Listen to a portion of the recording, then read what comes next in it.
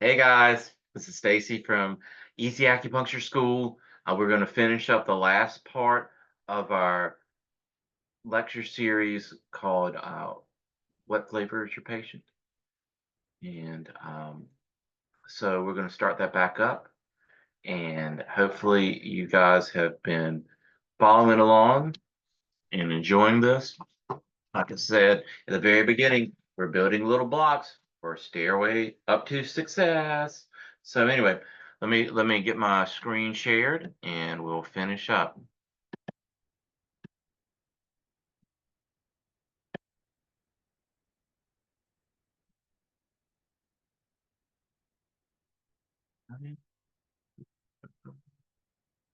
All right. So we're right where we left off, and like I said, we're getting ready to get into some little treacherous ground here, a little confusing ground, but that's okay. We're gonna figure this out. It's we're gonna start talking about dampness and phlegm. Okay, it's the last piece of this. So dampness. There we go. Um, so dampness. So dampness refers to this factor um, that's characterized by excess moisture, heaviness, stagnation within the body. That's the big thing to remember is this feeling of moisture or heaviness. It's like most people aren't going to say I feel moist in my body, but they will say my body does feel heavy or this form of stagnation. Remember those feelings of oppression, those areas of oppression, things feeling almost like swollen that we talked about with chi stagnation.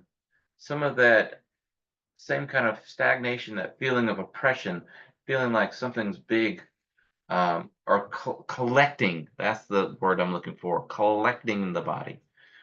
Um, Dampness can be internal or an external, meaning that the source that the dampness comes from can be internal, meaning organs are generating it energetically, or external, the rainstorm, the hurricane that I've just gone through, that's definitely our external dampness. Our environment um, can add to that dampness.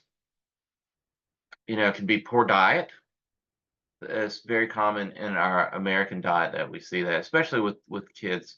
We'll talk about that in just a few minutes. Inadequate digestion. That guess what? That's probably caused by a poor diet. Environmental factors, a hurricane coming through, or chronic illness. If you've been laid up in a hospital bed for a long time, you're not really going to be, your body's not going to be able to mobilize and get those fluids, process those fluids, um, as well as, say, a person that's able to be up and mobile and walking around. So let's talk about this a little bit more. So dampness symptoms. So it can when you have dampness, it'll interfere with the flow of chi. It will start to block it, and when chi is blocked, the blood flow can also be obstructed as well, or it can just be can block um blood by itself. But just think if it starts blocking chi, then it's probably going to start blocking the flow of blood. Um, and that leads to a bunch of symptoms. General symptom is that heaviness, that feeling. Like your arms are too heavy to lift. You Before last lecture series when we were talking about who's on what team.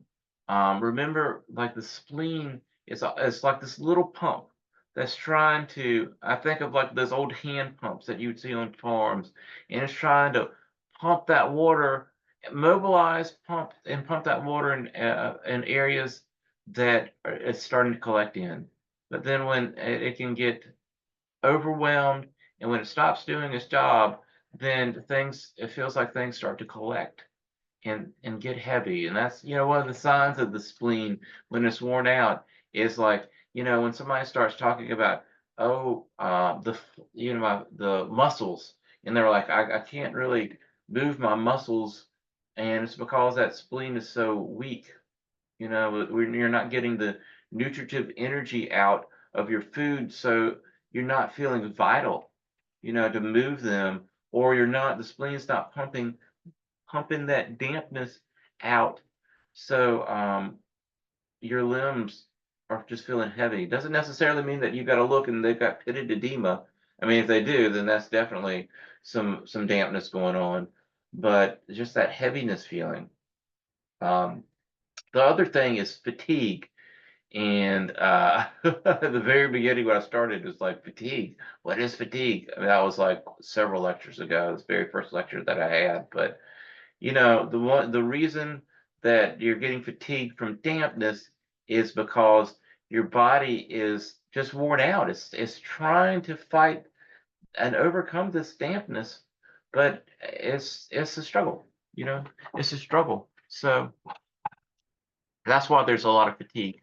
And also, you'll see later on they'll say soreness and joint soreness, and that's also contributed to like this struggle that the body's having to overcome dampness.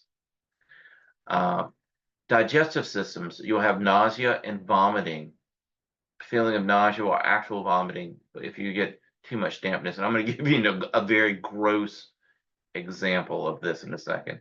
Loose stools or diarrhea, quite often when you have a lot of dampness, the body will try to evacuate some of that dampness and it'll come out through stools. So the stools will be watery. Also, the spleen's getting overwhelmed by this dampness, so the consistency of your stool will be loose. A loss of appetite. Once again, it's the spleen's affected. That was a spleen symptom. But here's something that's interesting. Reduced appetite or feeling full quickly, even after eating only a small amount. I had a patient just recently, and they were describing their digestive issues, and it was exactly that verbatim. I mean, it wasn't like they were reading a script, but it was like they were talking about how they went to like this buffet, and it had all this expensive seafood, and she said, I was at the table and I was almost crying because I love crab legs, and I only had just a couple, and I couldn't eat anymore because I was full. And that's exactly, I mean, it's like verbatim from this, so it's very interesting. But that's what they're talking about. And physical symptoms: edema, swelling, fluid retention. That's a definitely sign of dampness. Doesn't mean that it's only dampness, because there's other things like the spleen or kidneys that could be involved, but we'll get to that. That's a different lecture. But if you start seeing some edema, then definitely that's dampness, right? Body aches. Remember I was saying the joints, the body aches, it's like generalized aches or discomfort because once again the body is trying to deal or overcome this dampness, deal with it, and it's wearing it out. So that's why you'll see that sometimes. But those are very generic symptoms. Skin issues: sticky, greasy, oily, or clammy skin can be dampness because the body's trying to get this dampness out.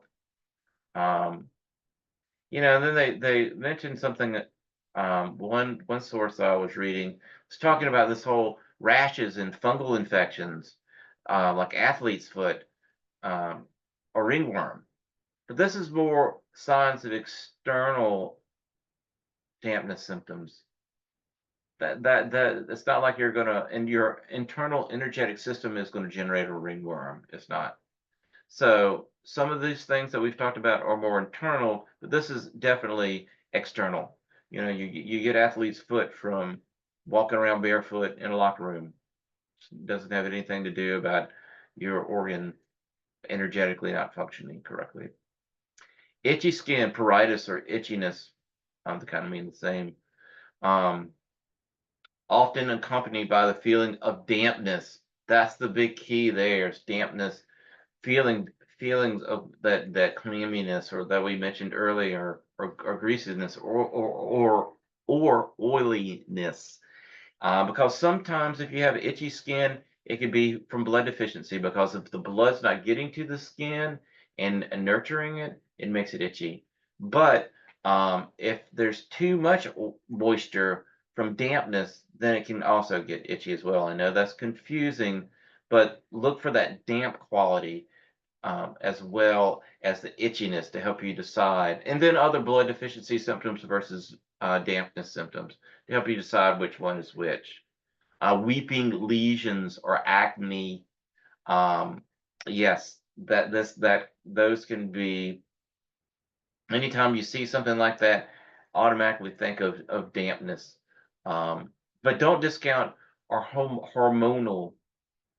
If you're not seeing any dampness symptoms and you're like, where is this acne coming from? Could be hormonal.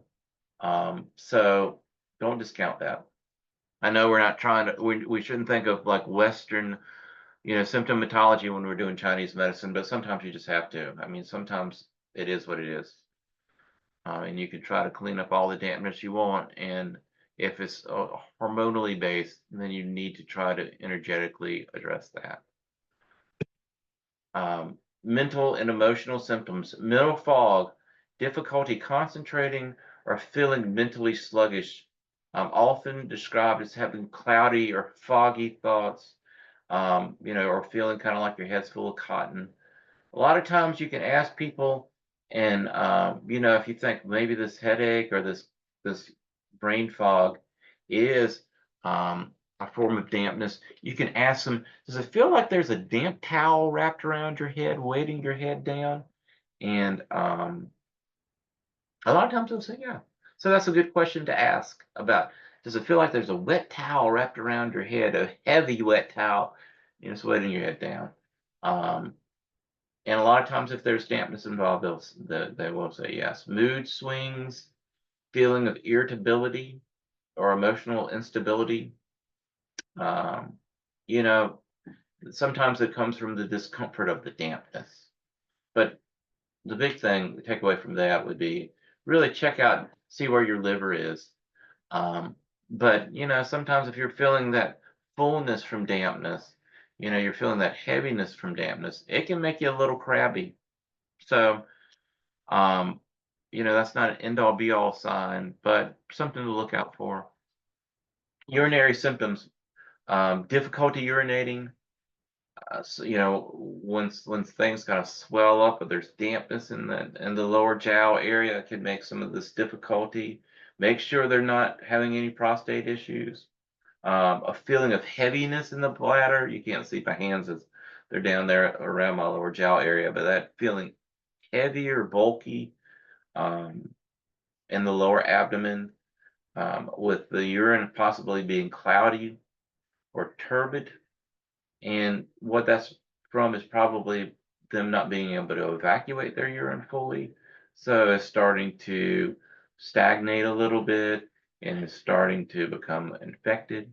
So you'll see some of that frothiness in the urine. But really the big thing would be difficulty urinating.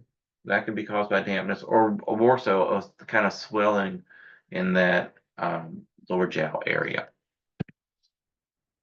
So some other symptoms, respiratory wise, excess mucus, having to blow your nose all the time, postnasal drip. Those are some big ones for dampness symptoms. A lot of nasal discharge. That's a big one to look for. You won't always see it with dampness, but that can be a good indicator that there's some going on.